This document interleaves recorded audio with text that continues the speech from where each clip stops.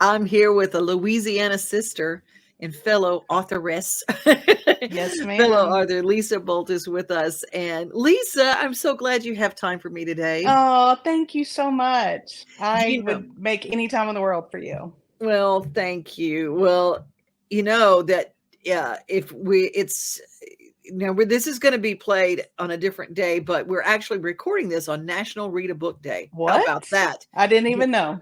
It's National Read a Book Day. That's when we're recording this. I love good books, and you have written one that has taken off. When I studied writing, the first rule for any writer is write what you know. Yeah. And I bet that anything in the world you'd like not to know this story. Yes, ma'am. You are so true. But it's so interesting when this came about. Like, you've known me a long time. I've been in the Mhm. music business, and writer was not part of my story. But when God gives you an assignment, you listen. And And that's what I when did. and you had a tragedy that hit your life that I can't even imagine. Now, you and I were in Monroe, Louisiana at the exact same I time. didn't realize it was the same time. Oh yeah. Yes. Oh Oh, yeah. wow. Wow, I got chills. Yeah. Yeah, we were there the same time. And so we were both part of that North Louisiana culture. Yes. And you have this story of your beautiful sister. Yes. Now let's start there because before you wrote the book, there's the story. And The story, yes. The story happened 30 years ago this year. November will be 30 years since the accident. And it was just 2 years ago that this came into my heart to write. I was asked by a friend at a charity event. I told her I'd lost my sister and she was a donor. And she said, "What do you know about it?" And I was like, "I know nothing about it." And I was embarrassed that I didn't know anything. So the next day, I text my friends back in Monroe, my girlfriends, and I said, "Where do I start?" And they said, "Start at LOPA. That's who did the surgery. Start with them." And I called, it stands for Louisiana Organ Procurement Agency. And oh, they were only 5 years old at the time. Now they're at 30 years. They've been in business. And I found the number, called, and the girl was like, "Well, I don't know if we have anything that long ago." And I said, "Okay, well, whatever you can do." She took my number. And the next day I got a phone call from, her name is Libby, and she said, "I found something. I found a piece of paper that had four names and then six organs." So the corneas didn't have a name associated. And immediately, I'm getting chills telling you right now. Oh, my eyes welled up, and she said, "You don't understand. She was a hero." I said, "Yeah, she was." And Libby mm, helped me see things a lot differently. And that's where the story kind of started. And I always wondered what those people, what were they like? Did they change? Did they how change when they got her heart? Did they change when they got her vision? And that's always been a story in my heart. how old was your sister when She she was was in the accident? 17. 17 17. years old. That's the title, 17 again, because I wondered if they felt 17 when they got her organs. This story takes this life of this 17-year-old beautiful young lady, a story of life after life, and her organs went to people, and you fictionalize these lives Correct.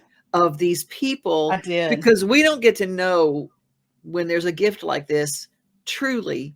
There's these Yeah. wonderful stories of Yes. how mothers get to go and find and feel the heartbeat of their son Yes. in the body of someone else.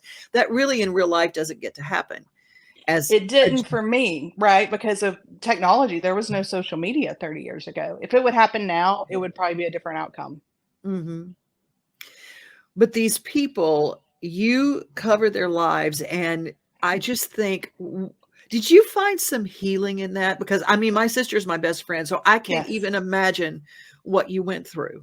Yes, I did. And what I realized, Evan, was that I never really got to grieve her because she literally passed away. And it's not in the book because her story ends with her. But I lost all three grandparents within 4 months after she passed. And I think I was just in a survival mode. Just started back to school. Mm. I was living here in Tennessee. And I feel like I just shut myself down and went straight into what had to get done. My parents had lost a child. My mom had lost her parents. I needed to take care of them.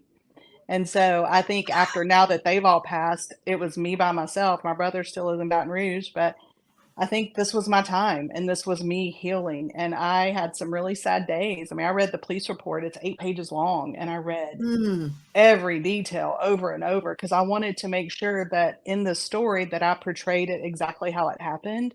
And also just for a young adult to understand the importance of organ donation, like they can change a life if theirs ends. have you gotten to share this story with teens yet? Have you gotten to share this story to like a high school group or something like that? No, not yet. It's only been out 3 weeks, tomorrow, a month tomorrow, I think. It was August 10th, her birthday. I chose her birthday to release the book, and I get chills again, but I wanted to make a special day for her. So I hope it's going to get into hands. And my motto of the book is the ripple effect, because Lopa's motto is one selfless act creates endless Mm, ripples. And so that's what I want this story to be. I want it to be ripples. So me starting the story and then it's going to ripple down to hopefully I'll be speaking to teenagers or letting parents share it with their children. I don't know. My friends have enjoyed reading it though because it takes them back to the 80s back in Monroe. So it's been oh, I mean, fun. boy, was that a time. Yeah.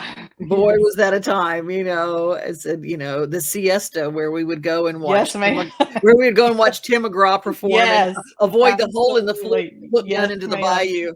Nickel beer night. Yes, or penny beers, whatever. Oh, so you fun. know, so who are some of the artists that you're working with now, Well, or some that you have worked with?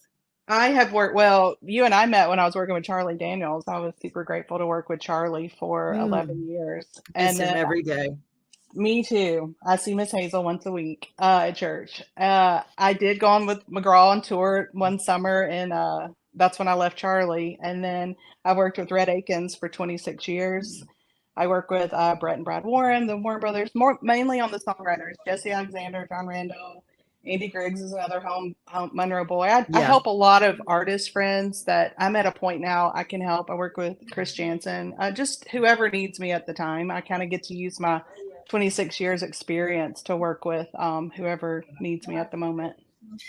I love that about you. And, but what I love is that you did this for Lisa.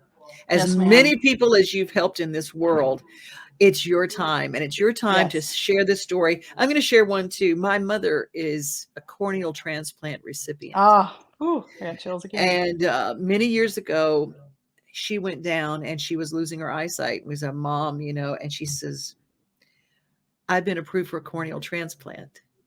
And she's always been very brave. And she went down there and she came back and said, Mom, how do you feel? And she says, I feel like I'm supposed to see everything I can possibly see because my Mm. eyes are 19 years old. Wow. And Oh, talk about how that affects you, because I'll tell you firsthand how a recipient feels, yeah. because That's she was amazing. she Thank was you going for sharing blind. that. She was Mm, going blind. And now Mama Pat, I mean, and that was she was my age when mm, she got that. wow.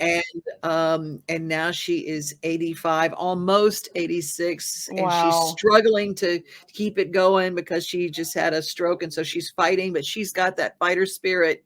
My The book is goodness. called 17 Again, A Story of Life After Life. It is available on Amazon, and Lisa's an incredible speaker when it comes to this subject matter too. And this book, if you've got a young person in your life, get it for them, but get it for you.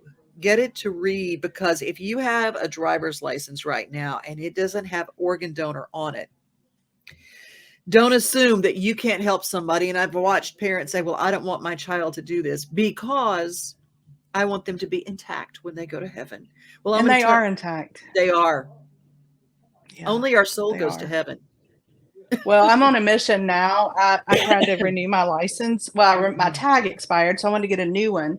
We do not have a donor tag in Tennessee, so that's my goal. Yeah, I want to do a donor tag. Man, this, you started and it's all in levels out. Hey, I'm going Yes. to do this. I'm going to do this. I'm going to do that. You go in that. I didn't know that we didn't have a donor tag in Tennessee. I didn't Yeah, I even know went to that. get one and you have to have at least 1,000 people. So I'm like, I have a year. I'm taking a year because next year I want one on my car. We need to I get the word love it. out. We do need to get the word out. So make sure that if you're watching this wherever you are in the world, if you have a way to put on your driver's license that you are an organ donor, sign that up, because you can save the lives of so many people, Yes. so many people.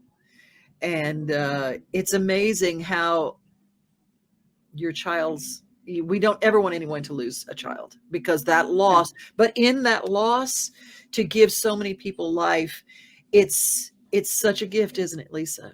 It is. Lisa Boult is our guest, and 17 again, a story of life after life. So let's celebrate all month, National Read a Book Day. Thank you guys for being with us. This is Main Street Today.